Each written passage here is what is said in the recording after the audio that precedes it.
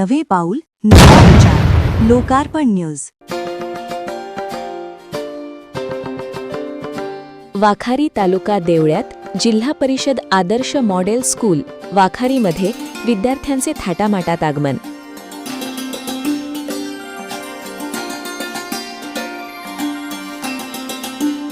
घरात अंकुरणाऱ्या विजांना देऊया प्रकाश नवा. आशीर्वादांसह आत्मविश्वासही हवा. स्वागत करतो मुलांनो तुमचे. शाळेचा पहिला दिवस हा नवा. नवीन स्वप्न, नवीन सुरुवात.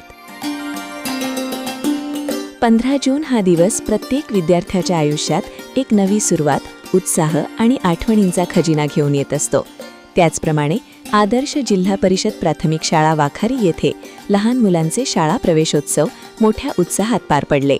त्यावेळी नवनवीन शाळेत हजर झालेल्या विद्यार्थ्यांना गणवेश वाटप करण्यात आले, पुस्तके देखील वाटप करण्यात आले. या उत्साही वातावरणात नवीन आलेल्या विद्यार्थ्यांचे गावातून मिरवणूक काढून स्वागत करण्यात आले.